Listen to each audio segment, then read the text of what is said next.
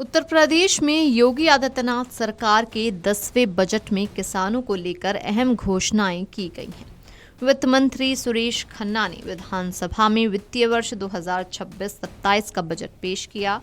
Budget पर किसानों की नजर बनी हुई थी। बजट पेश करते हुए वित्त मंत्री सुरेश खन्ना ने कहा कि प्रदेश में गन्ना किसानों को रिकॉर्ड भुगतान किया गया है। किसानों के साथ सरकार खड़ी है।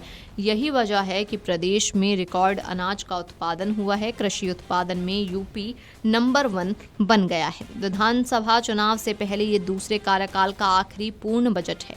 वित्त मंत्री ने सदन में 9.12 लाख करोड़ का बजट पेश किया। इसमें निवेश, कृषि, रोजगार, बुनियादी विकास और कल्याणकारी योजनाओं पर फोकस किया गया। वित्त मंत्री सुरेश खन्ना ने जानकारी दी कि कृषि उत्पादन में उत्तर प्रदेश पहले स्थान पर है। युवाओं को रोजगार के लिए प्रशिक्षण पर हमारा लक्ष्य है।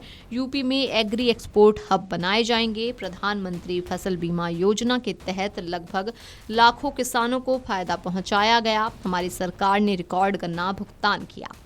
वित्त मंत्री ने कहा कि हमारी सरकार के पिछले और वर्तमान कार्यकाल में प्रदेश का व्यापक विकास हुआ है। चाहे कानून व्यवस्था का मजबूतीकरण हो, अवस्थापना सुविधाओं का विस्तार हो, औद्योगिक निवेश हो, रोजगार सृजन हो, महिलाओं का सशक्तिकरण हो, युवाओं के लिए विकास की बात हो, किसानों की खुशहाली हो या फिर गरीबी मिटाना हो।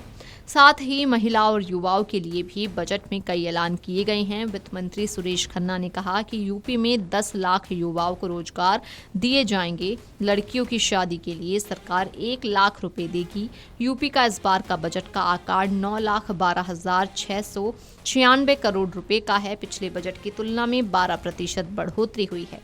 पढ़ाई के साथ साथ युवाओं के कौशल विकास की व्यवस्था की जानी होगी। हमारे कौशल विकास प्रशिक्षण केंद्रों की क्षमता बढ़ाई जाएगी। नए केंद्र स्थापित किए जाएंगे। इस अभियान में निजी क्षेत्र की सहभागिता भी सुनिश्चित की जानी होगी। ऐसे व्यक्ति जिनके पास किसी भी व्यवसाय में हस्तकौशल या निपुणता प्राप्त है, कभी भी बेरोजगार नहीं रह सकते। इसलिए युवाओं के लिए बड़े पैमाने पर रोजगार परक प्रशिक्षण और कौशल संवर्धन को प्राथमिकता के आधार पर मिशन मोड में संचालित किया जाना आवश्यक है।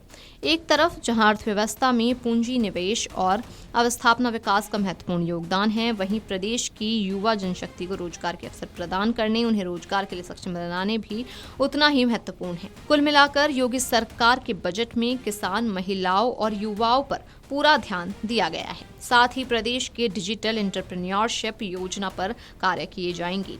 ईज ऑफ डूइंग बिजनेस के अगले चरण के रूप में जनविश्वास सिद्धांत के आधार पर उद्योगों को प्रोत्साहन प्रदान किया जाएगा।